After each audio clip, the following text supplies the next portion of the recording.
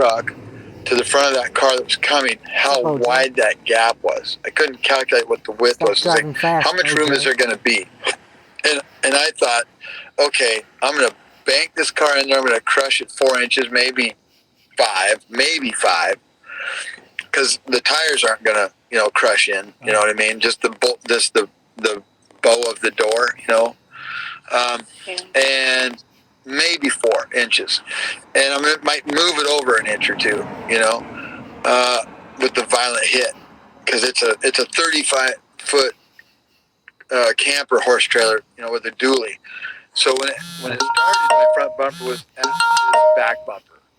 And when it all went down, I dynamited the brakes going uphill.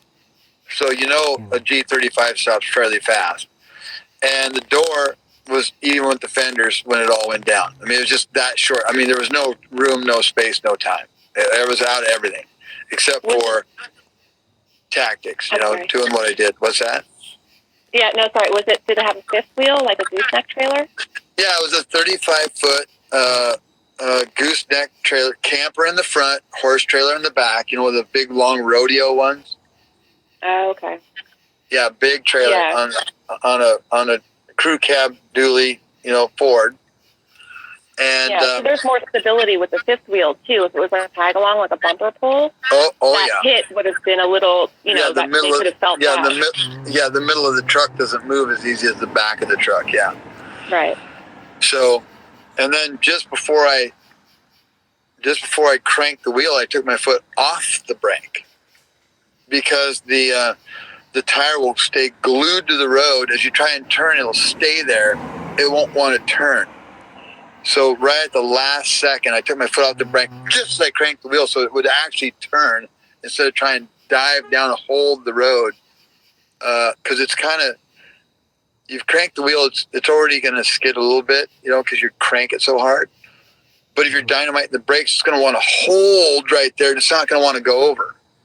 And so, all these calculations I did in my head, because it's just common sense to me as a racer, as I had all those other conversations, and I, after it happened, I go, how did I not hit that car? How did our mirrors not hit? How did I get through there?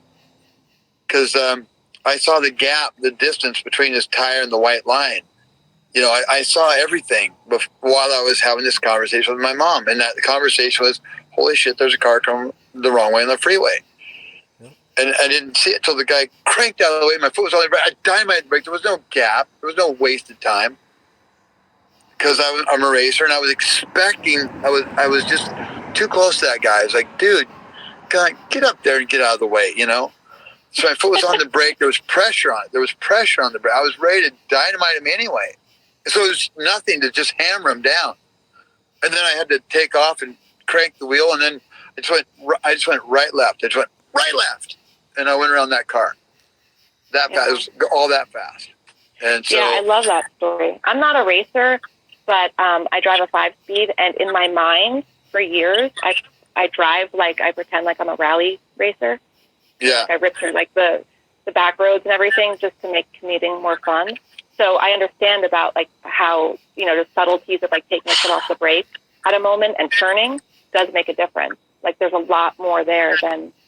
It's just like when you put your car in neutral and coast, you notice how it's out of control when you're going down the hill? Yeah. Yeah. Well, when you're coasting, you're out of control. And when you're braking, you're trying to turn, it won't turn. There's kind of the, there's just things that take place you don't realize until, you do it. When you put your car in neutral and go down a hill, you're kind of like out of control. You're going at a certain speed, but you're out of control. There's just another level of control you don't have. That's drag on the wheels, compression or whatever, and some resistance that holds the stability of the car. It keeps it glued to the road. Well, dynamite the brakes keeps it glued to the road, and I didn't need it glued to the road. I needed it to move. I needed to go from left to right. Yeah, and acceleration helps glue you to the road too. Like if you're like coming up on the turn. Yeah, exactly. And so I had to take the reverse of the acceleration, the dynamite of the brakes, I had to take my foot off the brake to get the car to move because I was waiting till the last second so that I didn't hit the car, bounce off, and come out and take off too much of that guy's car. I had to save all the energy, all the just massive force that I had with my little tiny, G35 Infinity, because I was going to Pueblo, Colorado. I was going up the hill there in Pueblo on I-25. It was the 5th of July. I took Crystal's brother to the airport, and I was coming back to her aunt's house, and I was just decided I'd call my mom. My mom didn't even know I was in Colorado for the 4th of July. We both live up in Seattle, and I didn't even tell her. I didn't tell her till after I did the driving. I said, well, I'm on I-25 in Colorado. She said, well, why didn't you tell me you were leaving town? I said, well, we just didn't talk. That's, in the last 7 days for me to tell you. So, she says, next time you leave town, you call. I said, okay, every time I leave town, I'll call you. So, anyway, it's amazing how fast your mind works. And those are some of the things I said, not everything, but those are some of the things I said all in that little time. And some of the things I noticed. Moment. Yeah, it is a Matrix moment where everything just slows down in slow-mo, but it didn't slow down in slow-mo, everything sped up. My brain sped up.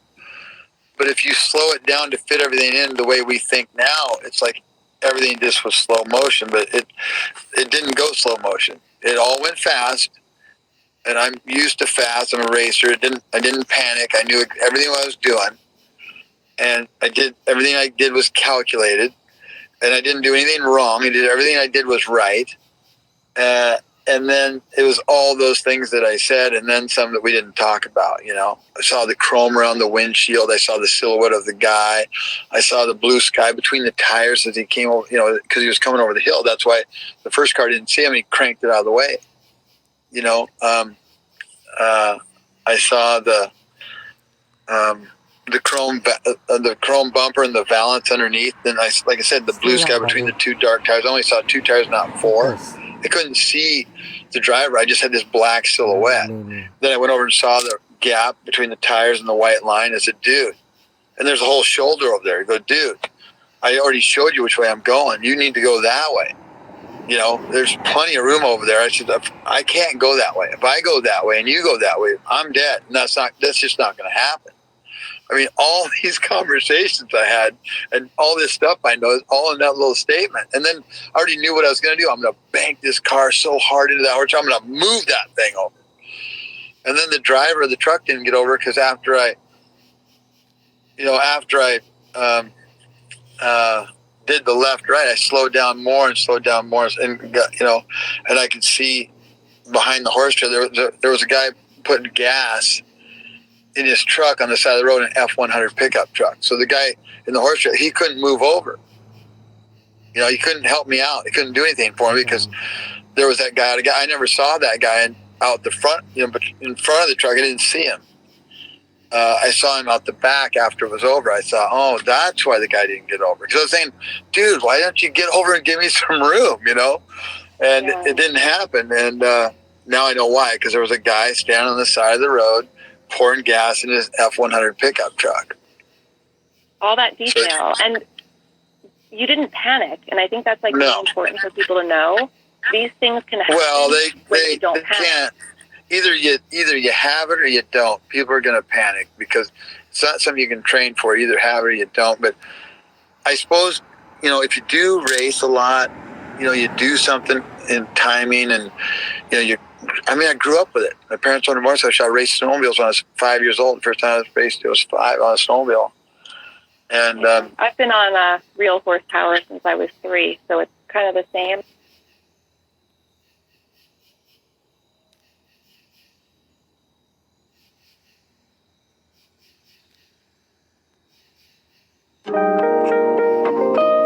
Someone you can rely, who's always on your side. That's why there's Nationwide. That's why there's Nationwide. Nationwide is on your side.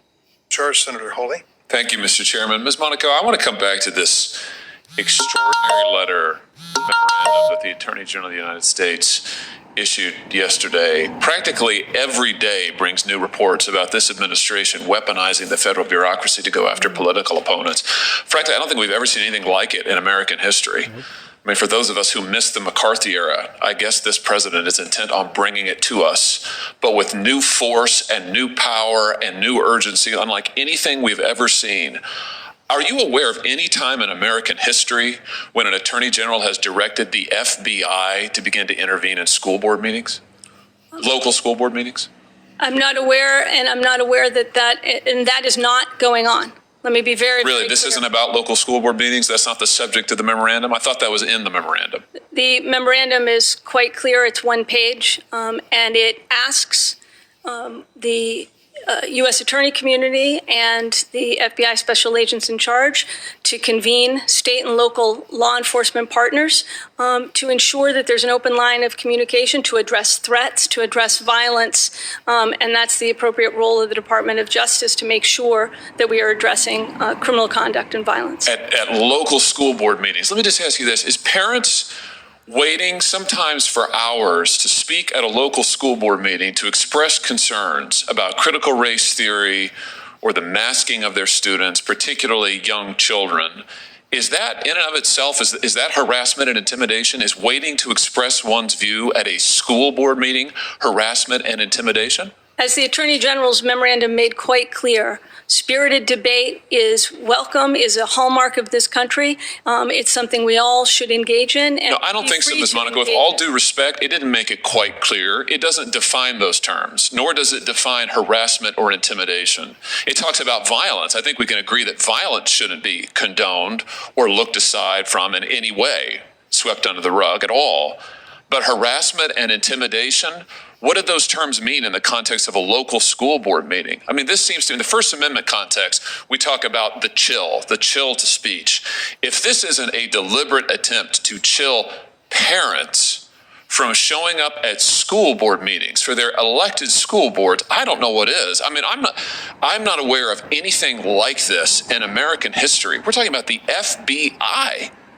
You're using the FBI to intervene in school board meetings. That's extraordinary. Senator, I have to respectfully disagree. That is not what Point me to an instance. the Attorney General's memorandum made quite clear that violence is not appropriate. Spirited public debate on a whole range of issues is absolutely what this country is all about. Then why is it being investigated by the FBI? It is not. When and if any situation turns to violence, then that is the appropriate role of law enforcement to address it. The memorandum covers more than violence. It talks about intimidation. It talks about harassment. So I'm asking you to draw some lines. We do this all the time in the First Amendment context. This is the sum and substance of First Amendment law. So I expect that you'll be available and willing to do it now. Tell me where the line is with parents expressing their concerns, waiting for hours in these school board meetings. We've all seen the videos. This has happened in my state. Parents have waited for hours. Sometimes the school board meetings have been ended before they can speak because the school board doesn't want to hear it. And now parents are told that if they wait and they express their views that they may be investigated for intimidation? I don't know who's telling them that, Senator. The job of the Justice Department is to investigate crimes. When a situation turns to violence, when and if a situation turns to violence, it's the job of the Justice Department and local law enforcement to address that. The Attorney General's memorandum simply asked the U.S. attorney community, the FBI, and their counterparts to ensure that state and local law enforcement has an open line of communication to report threats, whether they happen in the context of election officials being threatened, whether they happen in the context of members of Congress being threatened, which the FBI responds to on a regular basis, as is appropriate. The job of the Justice Department is to address criminal conduct. You know, all I can say is this is truly extraordinary. I think you know it is. It's unprecedented. You can't point to a single instance where anything like this has happened before. And I think parents across this country are going to be stunned to learn, that if they show up at a local school board meeting, by the way, where they have the right to appear and be heard, where they have the right to say something about their children's education, where they have the right to vote, and you are attempting to intimidate them. You are attempting to silence them. You are attempting to interfere with their rights as parents and, yes, with their rights as voters. This is wrong. This is dangerous. And I cannot believe that an Attorney General of the United States is engaging in this kind of conduct. And frankly, I can't believe that you are sitting here today defending it. I intend to get answers to these questions. You won't answer my questions. I'm going to get answers to these questions. Mr. Chairman, we need to have a hearing on this subject.